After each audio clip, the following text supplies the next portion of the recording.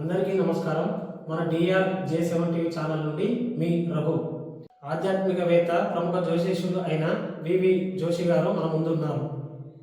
నమస్కారం గురుగారు. ఓం శ్రీ మాత్రే నమః. అందరికీ నమస్కారం. గురుగారు, మాకు చిన్న సందేహం. ఈ జన్మకుండలి అని అంటారు కదా, ఈ జన్మకుండలిలో ద్వాదశ స్థానానికి ఉన్న ప్రత్యేకత ఏమిటి? తప్పనిసరిగా తెలుసుకుందామండి.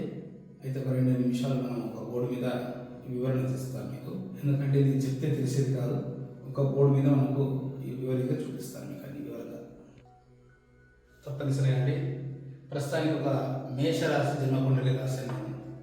ఈ మేషరాశి వారి యొక్క జన్మకుండలిలో మొదటి ఇల్లు చూపించేసి మనకు 12 ద్వాదశ అంటే 12 ఇల్లులు అన్నమాట, 12 గృహాలు. మనిషి జీవితము పుట్టంగానే భూమి మీద పడ్డప్పుడు మనకు ఆ యొక్క జీవిత అంశం మొత్తం చూపిస్తుంది అనమాట. ఎలా చూపిస్తుందంటే మొదటిది మేషంలో మనం తీసుకున్నట్టయితే స్వభావము, జీవన విధానం. ఈ మొదటి ఇల్లు స్వభావము, ఆ యొక్క వ్యక్తి జీవన విధానం అనేది తెలియజేస్తుంది. ఇక రెండవ ఇల్లు వచ్చేసి ధనస్థానం.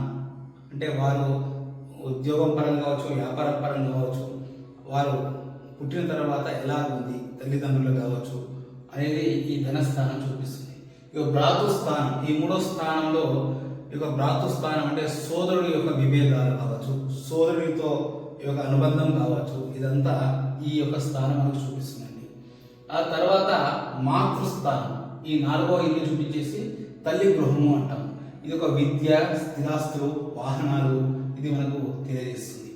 ఇక 5వ స్థానం ఏంటంటే ఈ యొక్క లగ్నం నుంచి 5వ స్థానం మనకు పుత్రస్థానం, సంతానం. మనకు పుత్రులు ఎలా పుట్టారండి, మనకి ఇంట్లో మంచి వాళ్ళ చెడ్డ వాళ్ళ అనేది ఈ యొక్క స్థానం చూపిస్తుంది.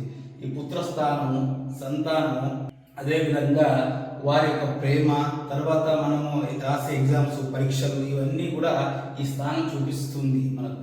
అదేవిధంగా మనకు ఈ 6వ స్థానం వచ్చేసి శత్రుస్థానం, ఆరోగ్యపరంగా ఆరోగ్య సమస్యలు ఏమిటి అనేది మనకి ఇది చూపిస్తుంది.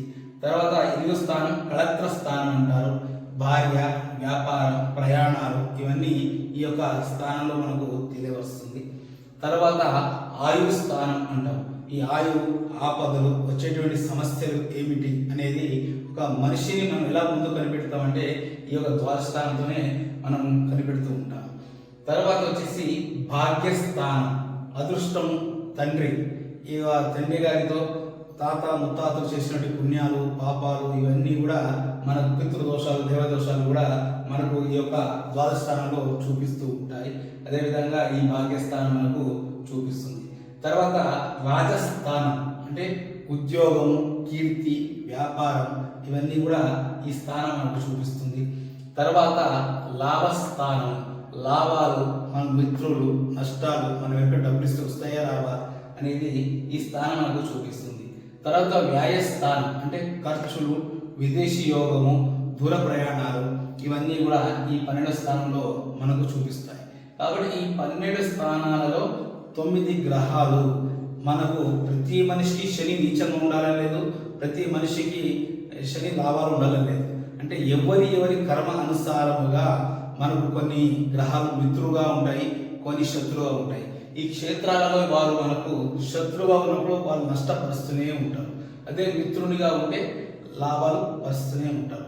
కాబట్టి మనిషి జీవితంలో భూమి మీద పడంగానే ఈ యొక్క జన్మ కుండలి అనేది చాలా చాలా ప్రాముఖ్యత అండి.